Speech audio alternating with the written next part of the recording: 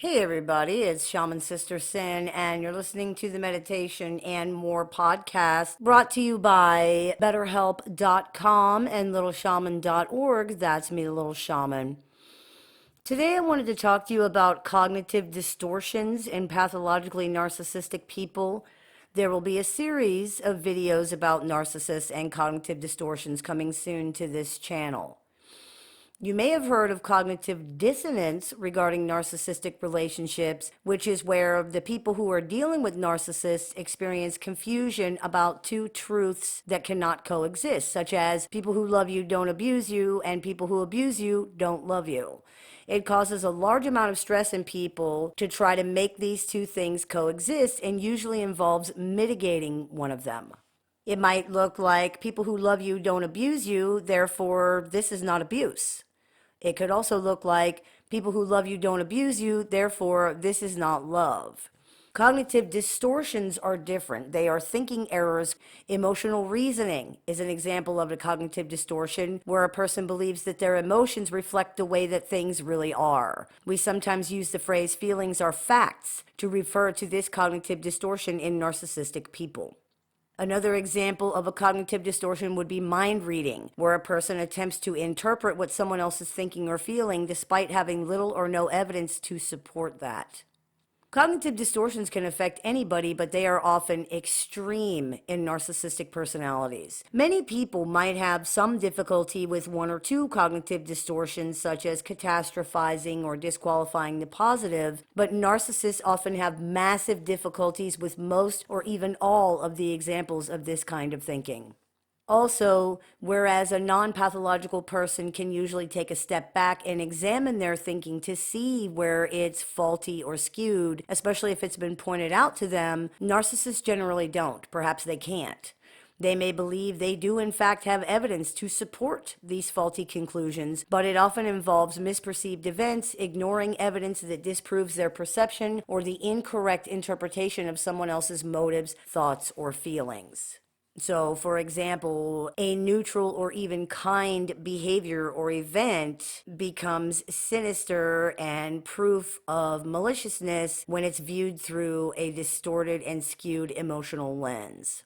Someone who is not a narcissist, for example, might believe they know how someone feels about them based on how this person behaves towards them. This is not 100% accurate all the time, of course, but it's usually a conclusion based on objective events and that weighs all the evidence, not just the evidence that supports the conclusion. Narcissistic people come to conclusions about how people feel or what they're thinking based on how they themselves feel, even if this is contradictory to the evidence. Rather than change their conclusion to match the evidence, they reinterpret the evidence to match their conclusions. So it looks like, I feel that you feel or think or believe this, so it's a fact that you do. And everything you do and say only serves as evidence of this fact. That's why their quote-unquote evidence in these types of things usually includes a misperception of the event and of your feelings or your motives. And as we discussed in the episode of the show entitled Narcissists and the Unfalsifiable Hypothesis, it usually involves things that can't be disproven. Well, I know you hate me because you pretended to be sicker than you really were so you wouldn't have to see me. Or, I know you were trying to hurt my feelings on purpose because you know that would hurt someone's feelings. You can't prove that these kinds of things are not true, which only bolsters the argument and cements the perception of these things as truth. By the way, this is not about lying and should not be confused with lying. Narcissists also lie, just like everybody else in the world, of course, but this is something different. This is about genuinely perceiving something incorrectly, but believing it to be true.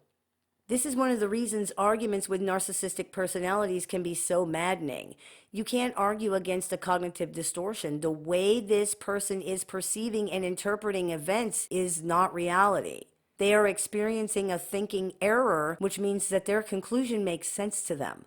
Trying to convince them to see it differently does not work. And even if it were to work in the moment, which is rare, but it could happen, it doesn't stick. This is a problem with the way the person automatically interprets information and events, and it's very hard to change when it's this extreme. If someone genuinely believes they have real evidence for their conclusions, what can you say to counteract that?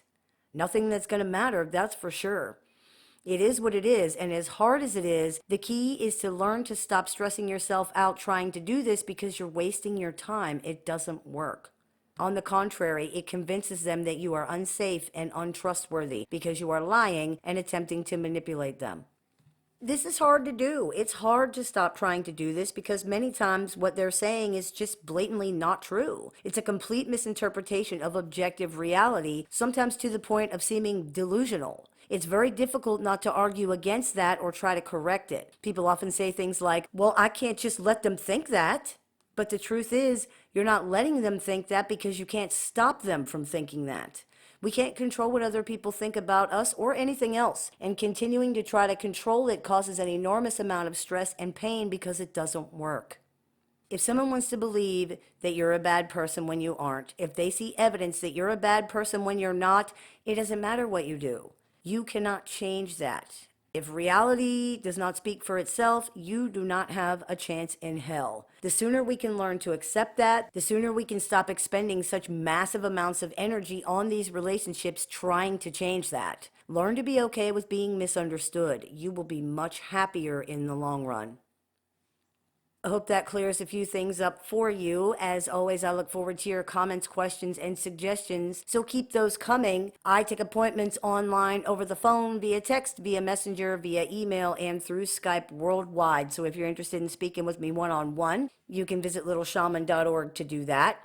I teach workshops, seminars, and clinics several times throughout the year. So if you're interested in seeing what we're running this month, you can visit littleshaman.org to do that. And if you're interested in joining our support group featuring weekly support meetings and a guaranteed spot in monthly workshops, as well as access to exclusive content, you can visit littleshaman.org to do that as well. You've been listening to the Meditations and More podcast brought to you by betterhelp.com and littleshaman.org. That's me, Little Shaman. May the Great Spirit bless you. Have a beautiful day.